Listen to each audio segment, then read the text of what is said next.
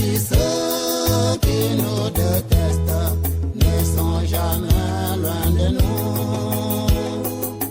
Nos ennemis sont toujours proches de nous. C'est notre propre orteil qui pèse notre chaussure. Avant de confier tes secrets à quelqu'un, réfléchis, l'ennemi n'est jamais loin.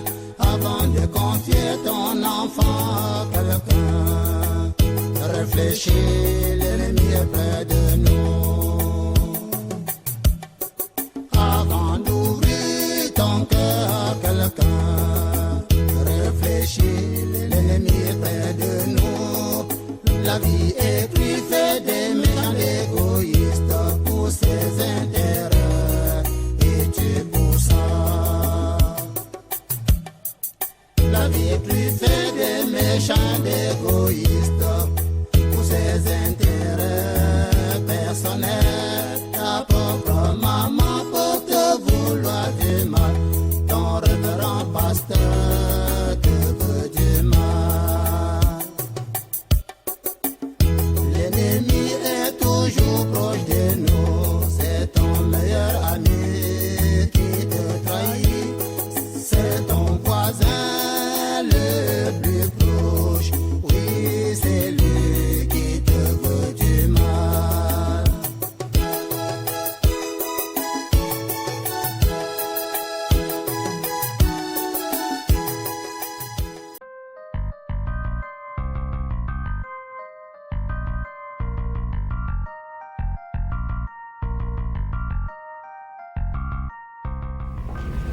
Bonjour, pasteur.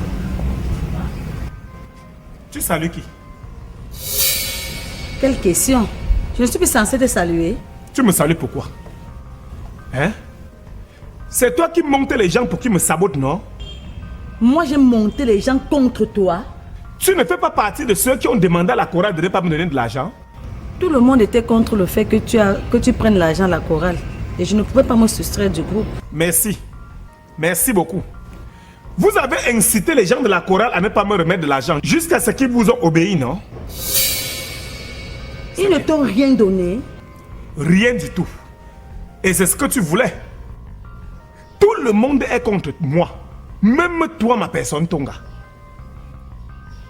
C'est regrettable. Je ne peux pas être contre toi, chérie. Tu sais bien que je t'aime. Tu aimes quoi sur moi, Tonga? Tu ne m'aimes plus. Tu ne m'aimes plus, Tonga. Je suis même sûr que tu as déjà un autre amant. Mais sache que Dieu te voit. Dieu te voit. Hé chérie, ne te fâche pas s'il te plaît. Non, ne touche pas s'il te plaît. S'il te plaît, Tonga. Une fois de plus, je te remercie. Je te remercie de t'aligner avec les gens qui me sabotent, Tonga. 1000 fois merci.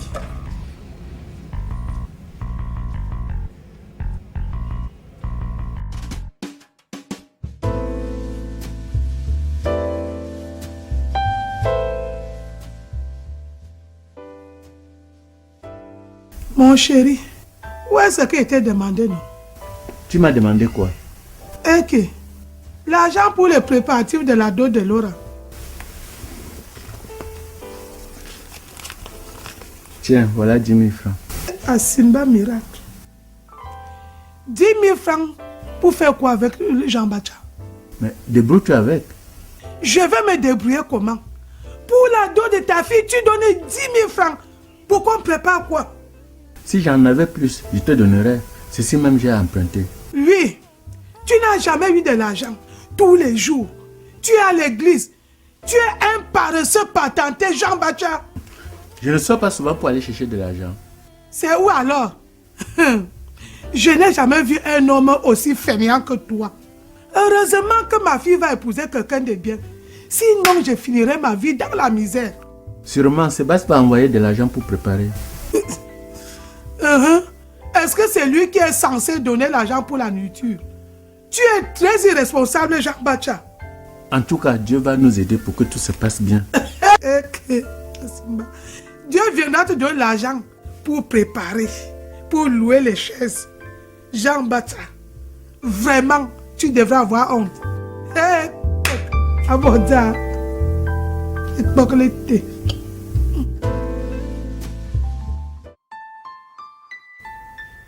Titi? Titi?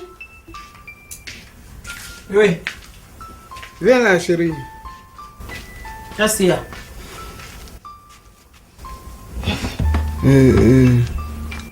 Tu iras rendre visite à ta soeur là quand? Quelle soeur? Celle dont tu m'as parlé qu'elle était malade. J'irai là-bas les bras ballants. Tu as donné quoi pour elle? Bon, j'en parle parce que j'ai trouvé un peu d'argent pour elle. Tu peux voyager quand tu veux. Où est l'argent là, non?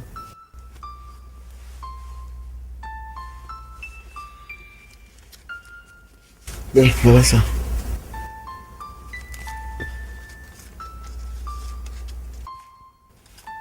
Seulement 50 000. Mais c'est insignifiant. Mais insignifiant comment? Je vais payer le transport et il restera combien pour elle? Les 50 000 c'est pour elle. Le jour où tu voudras voyager, je te donnerai le frais de transport. Jusque-là, c'est petit. Si c'est petit, tu peux compléter. Je vais prendre l'argent pour compléter. Tu n'as même pas 5 francs pour aider ta soeur. Quand je te donne 50 000, tu simplifies. À la limite, tu es même idiote. Je ne te permets pas de m'insulter. Je peux te remettre ton argent. Donne. Donne. Donne, remets-moi.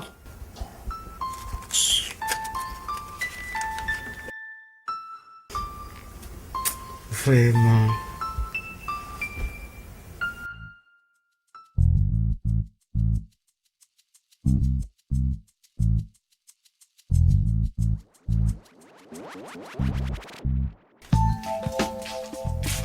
D'où sors-tu, non, Epoupa? J'étais au carrefour. Tu vas faire quoi tous les jours au Carrefour? Tu es une prostituée? Hé, grand frère, ne me dis plus les pareilles choses. C'est quoi avec toi? C'est parce que tu aimes trop marcher. Même si j'aime trop marcher, cela ne te donne pas le droit de m'appeler prostituée. Que faisais-tu donc au Carrefour alors que nous avons les problèmes ici? Justement, je suis sortie trouver une solution à notre problème. Quelle solution as-tu donc trouvé?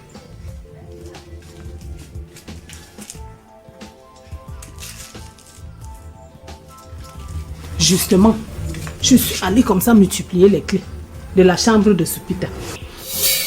Et Poupa, tu as réfléchi jusqu'à ce niveau? Tu es internet. Est-ce que je dors? Même comme tu crois que je marche pour rien. Ah, et Poupa, tu as bien fait. Dès que Supita sort, on va dans sa chambre fouiller les documents. Elle est même où? Elle est dans sa chambre. Il faut qu'on trouve un moyen pour la faire sortir aujourd'hui même. Pour qu'on puisse prendre ces documents. Tu as raison. Allons la voir.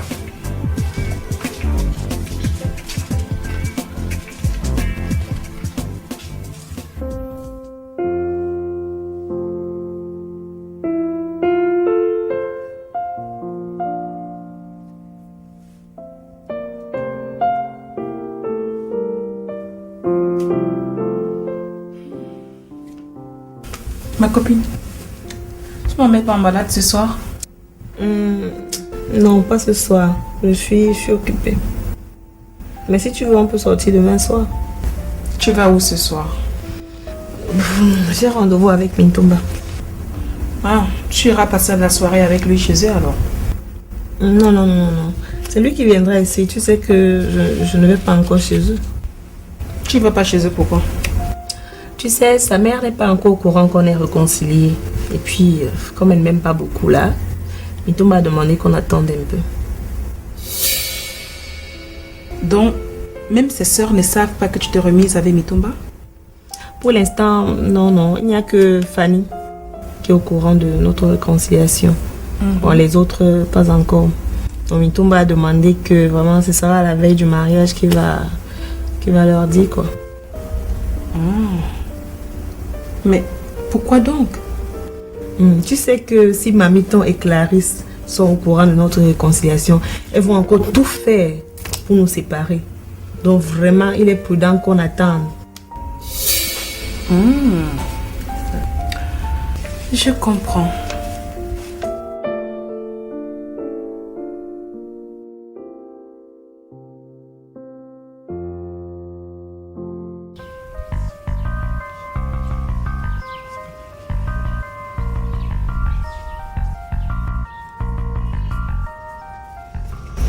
Bonjour, pasteur. Bonjour. Il y a un problème? Hey, pourquoi tu es agressif comme ça? Ah, excuse-moi s'il te plaît.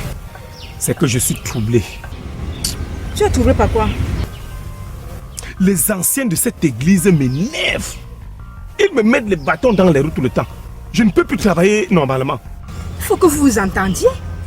Il faut qu'il y ait de l'harmonie entre vous pour que vous puissiez bien travailler. Non, vraiment, ces gens-là m'énervent. Si vraiment je pouvais travailler ici sans eux, je serais un homme comblé. Assieds-toi, s'il te plaît.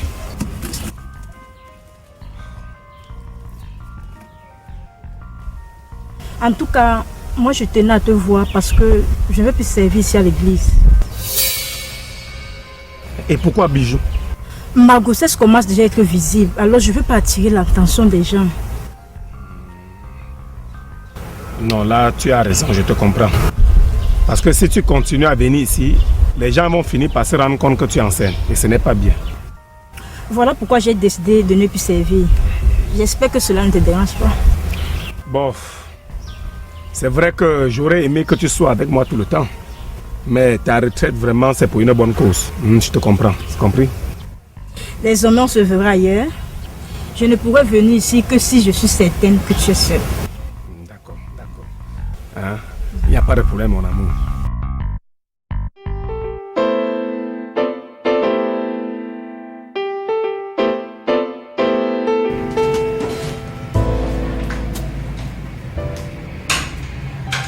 Bonjour. Bonjour, grand frère. On peut poser une minute? Il n'y a pas de problème, assieds-toi. Merci.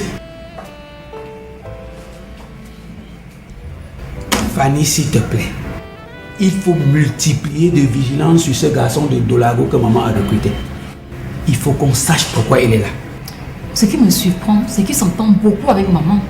Il est tout le temps dans son bureau. Je te dis que maman est de connivence avec ce garçon pour détourner l'argent de cette entreprise. Maman fait partie de cette entreprise. Elle lui appartient aussi. Donc elle ne peut pas détourner de l'argent ici pour en donner à un inconnu.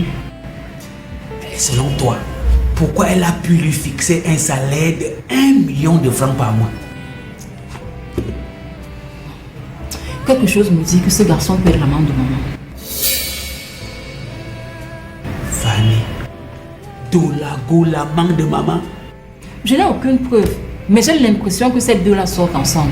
Mais non Fanny, maman ne peut pas rouler aussi bas. Dolago est très petit pour elle. On me dit qu'en amour, rien n'est impossible. Hein? Fanny, maman qui aime parler d'honneur, de dignité, ne peut pas flirter avec un petit garçon comme Dolago. Ah, ce n'était qu'une impression. Hein? Non, réfléchissons autrement, ça ne peut pas être ça. Quand même, maman ne peut pas aussi honteusement se rabaisser en sortant avec Dolago qui a l'âge de son fils. Non. Ce serait une catastrophe. Qui sait?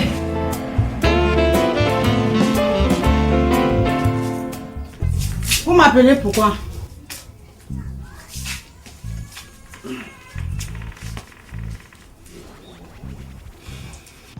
Que fais-tu maintenant? Rien. Je veux que tu m'accompagnes chez Titi, ta soeur.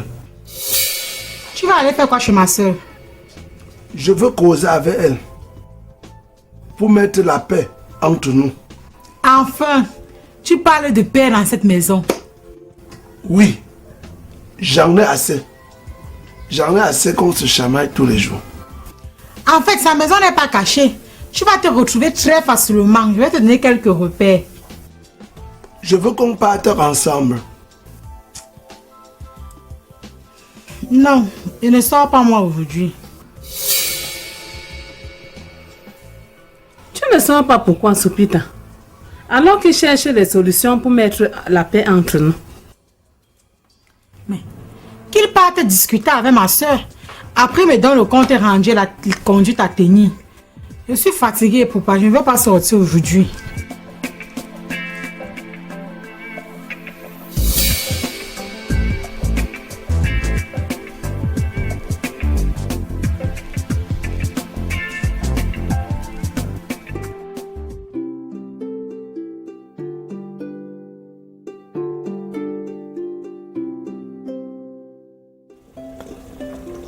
Dis Cathy. Dépêche-toi, voyons. Dépêche-toi, je suis fatiguée.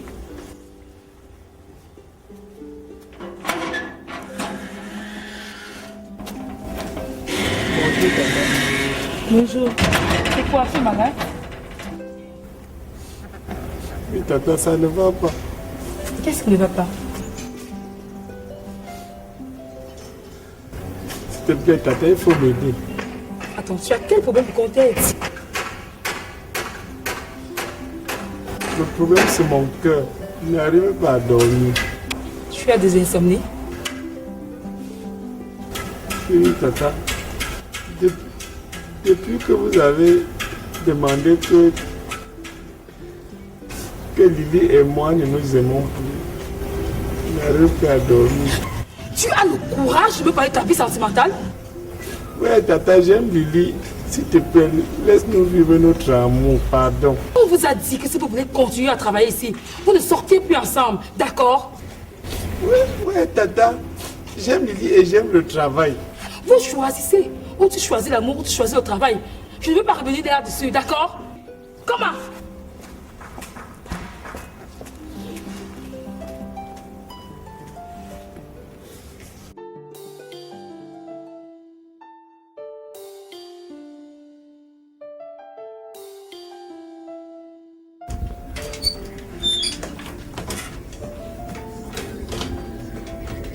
Bonjour.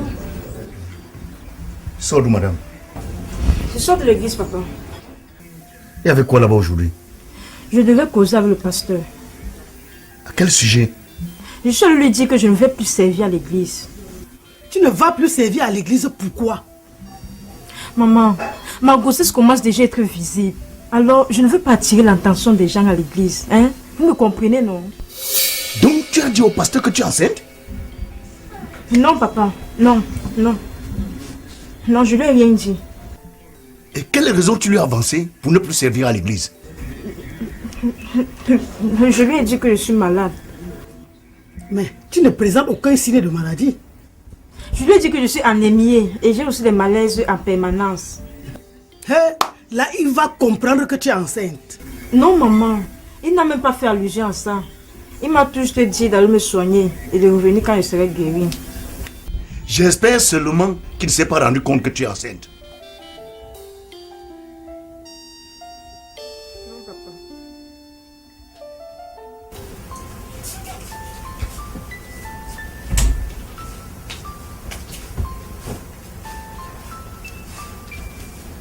Bonjour, man. Bonjour, ma Chris.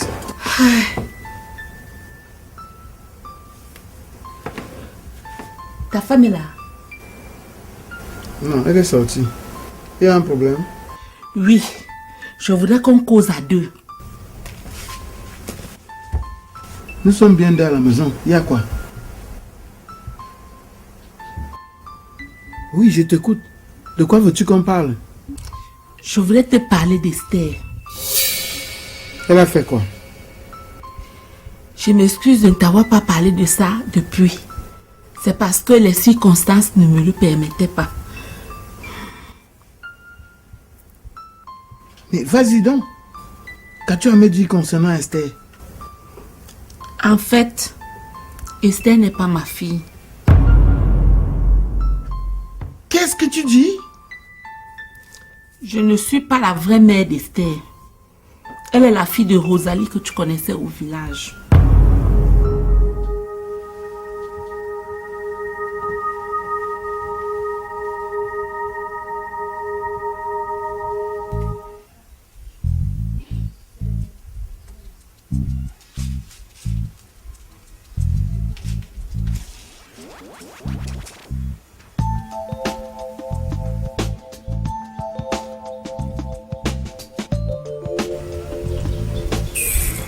C'est comment?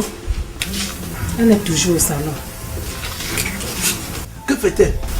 Elle est toujours en train de lire. Ouais. On va trouver quelle astuce pour faire sortir Sopita et entrer dans sa chambre.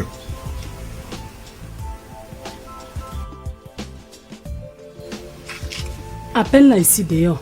Tu lui racontes une histoire quelconque. Tu as raison. Si on attend qu'elle sorte elle-même, on ne réussira pas.